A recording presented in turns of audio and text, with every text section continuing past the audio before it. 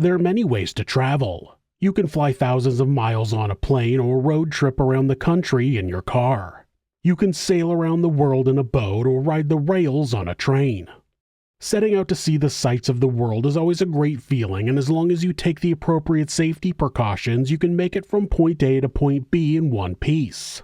Of course, that can be a problem if on your trip you encounter a monster.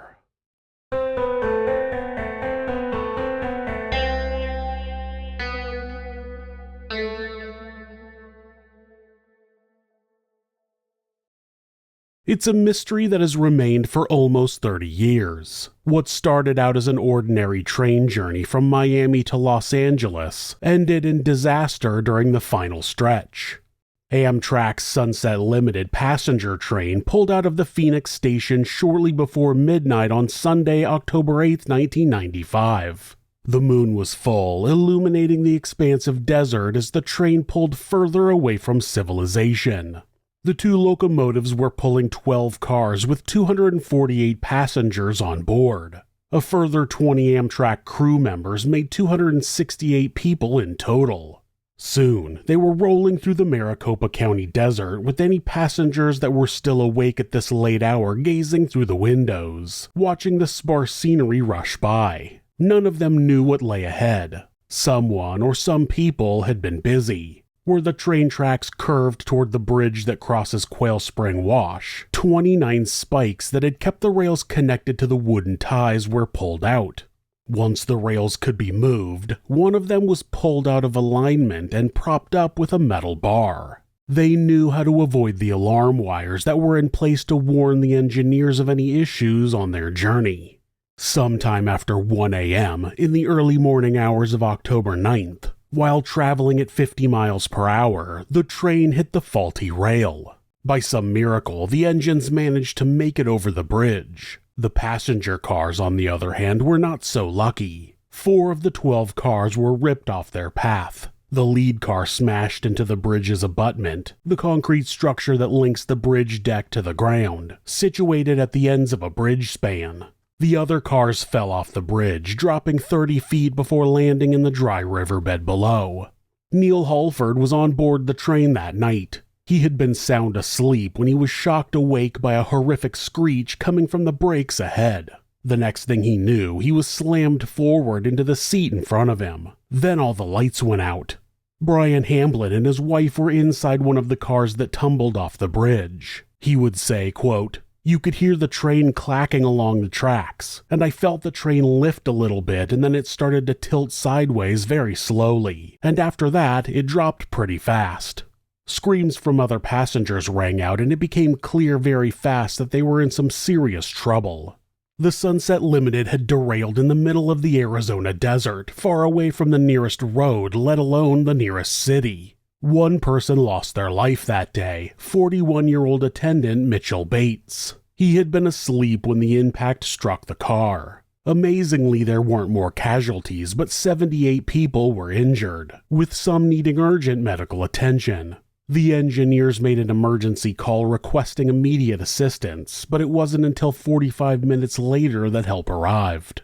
For almost an hour, Neil Halford listened to the steward's instructions and stayed in his passenger car, one that was still on the tracks but had been jackknifed with others behind it. He waited inside until he could no longer stand the lack of air conditioning and the rising temperatures, deciding he needed to take a walk outside and get some fresh air. As he made his way out of his car, something caught his eye. There was a note sticking out from under a rock. It seemed like an odd find in the middle of nowhere, so he bent down to pick it up. To his horror, the note claimed that what had happened there was intentional. He said, quote, "I read the first 2 or 3 lines of what was in this note, and I go, oh my God, I'm holding a note from the people who intentionally just tried to kill everybody on this train." He found a second note under the rock, both of which he turned in to the authorities. When investigators arrived on the scene, they found 2 more. In all of the typewritten messages, a group was claiming responsibility for the sabotage and was stating that it was in response to the government's handling of the federal standoffs at Waco, Texas and Ruby Ridge, Idaho. It was signed off by the Sons of the Gestapo, a group no one had ever heard of. Still to this day, no other actions have ever been attributed to the group. The standoff that occurred in Waco, Texas is still a contentious debate to this day. It went down in 1993 and involved a 51-day standoff between the U.S. government and a religious cult known as the Branch Davidians led by David Koresh. The conflict began on February 28, 1993, when the Bureau of Alcohol, Tobacco, and Firearms attempted to execute search and arrest warrants at the Mount Carmel Center, the compound where the Branch Davidians lived. The ATF correctly suspected the group of stockpiling illegal weapons. The initial raid resulted in a violent shootout that left 4 ATF agents and 6 Branch Davidians dead. Following the failed raid, the FBI took over control of the situation and initiated a prolonged siege on the compound. During the 51-day standoff, negotiations between the FBI and David Koresh continued, but they proved unsuccessful in reaching a peaceful resolution. On April 19, 1993, the situation reached a tragic climax when the FBI launched a final assault on the compound. The assault involved the use of tear gas, and members of the cult set fire within the Mount Carmel Center. The fire rapidly engulfed the compound, resulting in the deaths of 76 Branch Davidians, including David Koresh.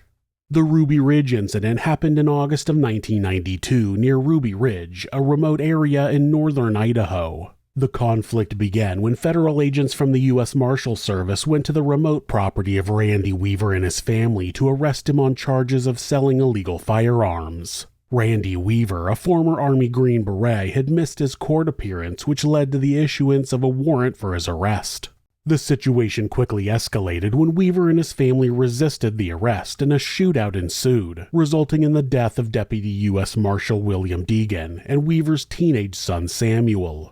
In response to the shooting, the FBI was called in to take over. The standoff at Ruby Ridge continued for 11 days, during which the federal agents surrounded Weaver's cabin and negotiations were attempted to persuade them to surrender peacefully.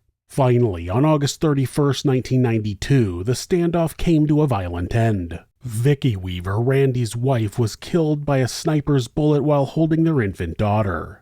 Much like the Waco incident had, the Ruby Ridge incident sparked outrage and criticism of the government's handling of the situation. Once everyone had been transported to safety with the help of many volunteer residents of Buckeye, which was the closest town to the scene but still over an hour's drive away, investigators started examining the scene to find what clues could point towards the people responsible. For weeks, they combed every spot they could but came away with few solid pieces of evidence. Hundreds of people were interviewed and thousands of leads were tracked down. Still, they seemed no closer to putting any names or faces to the disaster. FBI Special Agent Michael Lum believes that whoever did it was familiar with the area. He said, quote, "It's one of those places that if you didn't know how to get there, you'd get lost. It truly is. It's in the middle of nowhere, even today." Despite an extensive enduring investigation, no one knows who was responsible for the 1995 derailment.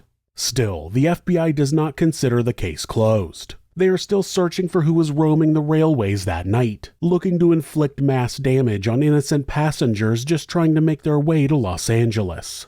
Maybe one day, what the motive was behind this, and more importantly, who was responsible, will finally be revealed. Until then, when you decide to travel, whether it be by car, train, boat, or plane, watch out for the people who may want to do you harm. Even if you don't know them personally, they might want to punish you for the actions of others. Thanks for watching This Is Monsters. New episodes are uploaded twice a week on Mondays and Thursdays. There are occasional bonus episodes covering unsolved cases and criminal history. If you have a suggestion for a case you think I should cover, leave it in the comments.